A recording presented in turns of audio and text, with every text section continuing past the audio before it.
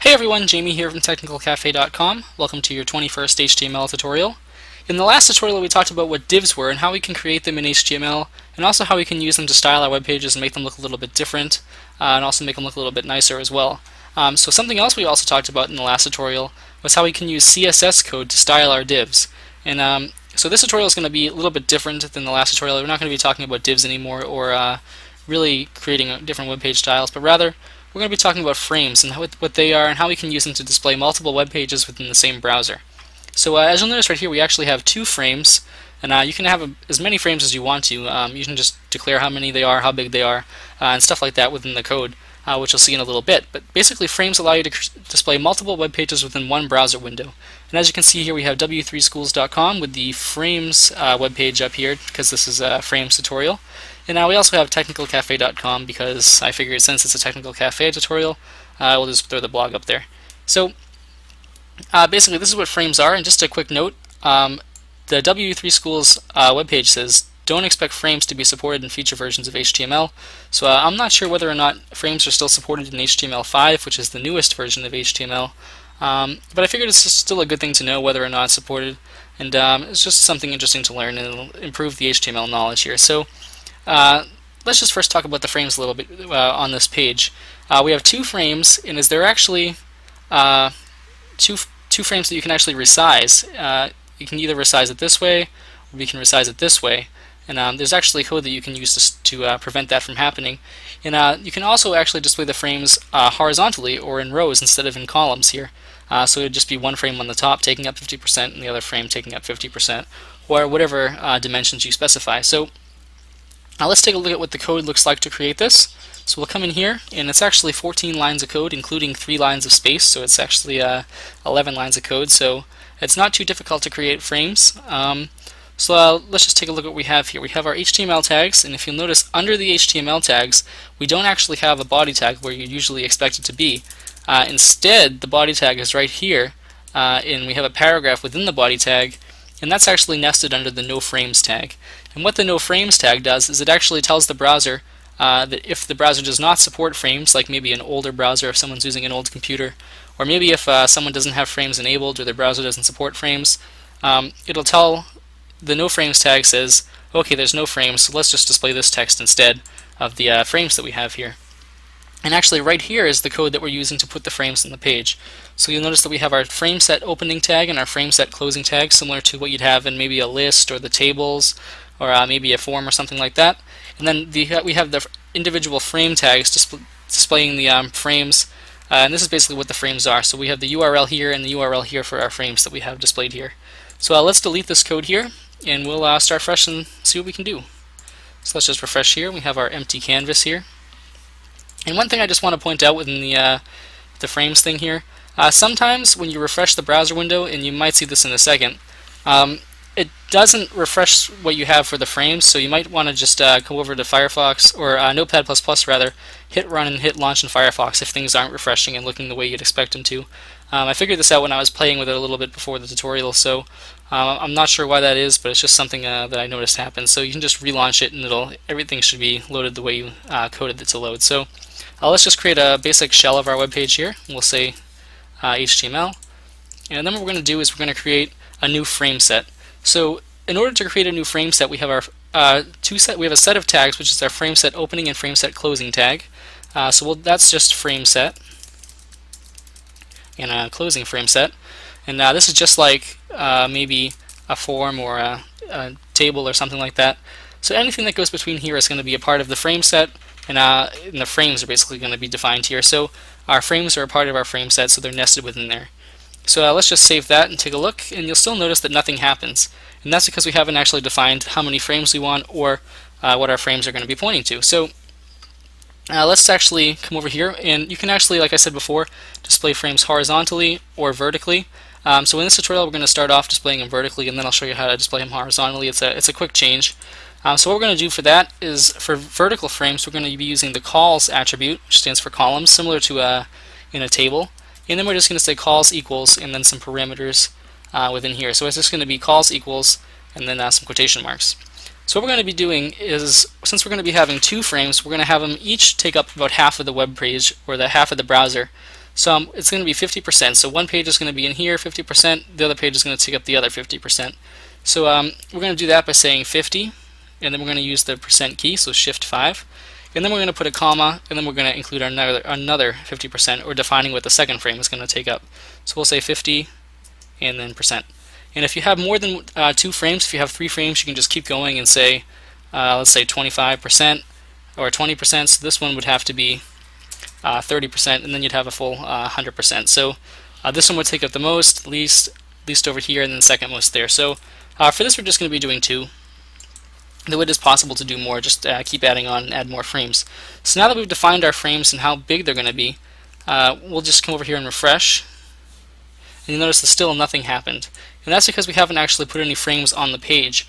So in order to do that, what we're going to be doing is we're going to be adding a frame tag. And in order to do that, we just come over here and we just say frame. And there's no closing tag to this like in the frame set. So what we're going to do instead is we're just going to throw in a little slash there. It's just a good convention, though I'm not sure that's really needed there anyway. So now that we have our frame defined, we can just hit save, come over and refresh, and you'll notice that we have one frame over here and a second what looks like a frame but really isn't, because we actually don't have the frame.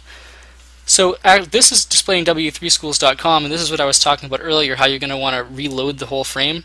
Because we don't have a website specified or web page in here that's specified, so I have a feeling it's taking it from what we've had previously. So if we just hit run and then launch in Firefox, it'll just give us an empty frame here. And if we view the source, you'll notice that we have the same exact code that we have within Notepad++. So let's get back in here and let's add a web page to here. So in order to add a web page to our frame, we can actually do it similar to how we can do a link or an image.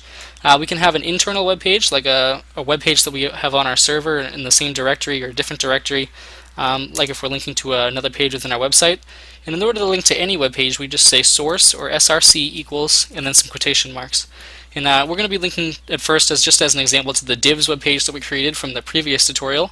So we'll say ./divs.html, and this is just referencing the same folder, the divs web page that we have on our desktop. So if we hit save, come over here and refresh, or if maybe we reload, launch in Firefox, you'll notice that here is our divs web page that we created in the previous tutorial. It's pretty simple, but it's still a web page to show you what we can do. But just like our example, we're going to be using the W3 Schools web page. So if we come over here and we just paste in our W3 Schools link, or you can paste in whatever website you want to do or type in whatever, we'll save that, come over here and refresh. You'll notice it still doesn't load, so back to launching it. So here's our W3 Schools website. So now we got to do the same thing to create the Technical Cafe blog that we have over here. So in order to do that, we're just going to create another frame tag. So frame, and then slash there just to give it a little bit of a closure there. And we're going to say src equals and http:// technicalcafe.com. So if we can save this and launch it again in Firefox, you'll notice that this is basically what we had for our example at the beginning of the tutorial. We can scroll around within our frames, we can resize our frames either way. So this is how you go about creating frames in HTML. So now one thing I want to mention is, let's say you don't want the users to be able to resize the frames. There's actually some code you can do to prevent this from happening, and that's actually an attribute of the frame tag. So when we come over here, and all we need to do to add the attribute that we need to add is just no resize equals, and then we're just going to type in no resize. So the no resize attribute equals no resize.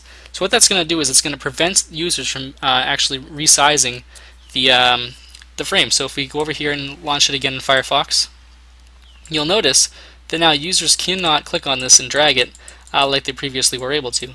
So that's just if you don't want the users to be able to if you don't want the users to be able to resize. Sorry about that. Your frames, you can do that. So another thing we're going to do, and we'll just include this one over here too. No resize equals no resize, and we'll just save that there just to have it uniform throughout the two frames. So let's say that you wanted to, instead of have vertical columns, you wanted to have rows of frames. Well, you can do that by typing in, just changing columns to rows. So if we save that and we launch this again in Firefox, you'll notice that we have 50% of our web page is w3schools.com on the top half, and the other 50% is Technical Cafe on the bottom. And you can't resize it because we included our no resize equals no resize attribute. So that's basically how you go about doing that. So basically this is how you create the actual frames, but let's say the browser doesn't support frames, so the user doesn't have frames enabled, or maybe they're using a really old browser or something like that. Well, there's actually some code that we type in that will display to the user if their browser doesn't support frames, and that's why we don't have the body in here. So what we do is we type in, we use the no frames tag, and that's just, it has an opening and closing like a form or a table or a list or something like that. So we say no frames, and then we have our closing no frames. So whatever is in here is what's going to be displayed to the user should their browser not display frames, or should maybe their browser have a setting that allows them to disable frames. This is what's going to be displayed to the user. So we can put our body tag in here, and I just nested this to make it look a little bit better. So if we had the body tag actually outside or right here where we would usually expect it, the frames wouldn't load properly, and or they wouldn't load at all, and you just have a blank web page. So that's not what we want. So inside our body tag, we're just going to put I'm just going to put a paragraph, and in this paragraph I'm just going to say this will be displayed if the browser doesn't support frames. So if we save that, come over here and rerun this in Firefox, you'll notice that our frames display because my browser actually supports frames, and many of the browsers, or if not all of the major browsers nowadays, would support frames. But some browsers, if a user is maybe using an old computer, or maybe if they disabled frames, if their browser has a setting for that, what would actually be displayed would be this. And now just remember that the body tag actually has to be within the no frames tag, otherwise the frame set will have an error, and I'll show you what that would look like in a second. If we just delete this, and we put in our /body over here where you'd normally find them, and we save, and we relaunch this in Firefox, you'll notice that this is what we have. And if we view the page source, you'll notice that the page source is showing up, but the frame set isn't showing up. So the frame set can't be within the body tags, otherwise it won't show up. So let's just fix that error. Oop. Oop. Okay, there we go. I just undid it. So we'll just relaunch this in Firefox again. And this is our code for our frames here. Just a couple things you might want to note again is that when working with frames, you're probably going to have to relaunch it, otherwise it might not work. You can set whether or not you want the user to be able to resize the frames and whatnot, and you can actually just another thing, for the size of frames, you can actually choose if you want them to be in pixels or in percentages. I'm just using percentages because it's easier to visualize how much you want. And let's say, for example, you wanted to add a third frame, so we'll say frame source equals, we'll say google.com, and we save that and relaunch it. You can do so. We'll just change this to 25%. And another thing I might want to point out to you is that when you're using frames and you want to define a third frame of maybe a size that you don't know, if you're using some complicated maybe sizes, or you don't want to do the math, you can just hit asterisk, and it'll allow you to, it'll basically tell the frame to display in whatever's left. So 50 and 25 is 75, and the other, whatever's left, will be 25 pixels, so or 25%, so it'll display the third frame and the 25%. So if we save that and run it again, you'll notice that these two are equal in size, and even if you resize the browser window, they'll still be equal in size. And that's because this is just displaying whatever's left. This is 25%, and this is 50%. So, and also you'll notice that when you reload the frames, they load in sequential order. So this one, and then this one, which appears empty, but I'm pretty sure it's not, or at least it shouldn't be. So basically, this is how you go about using frames in HTML. If you have any questions, comments, or suggestions, please feel free to leave them in the comments section, or you can contact me on the contact page of technicalcafe.com. And thank you for watching, and have a great day.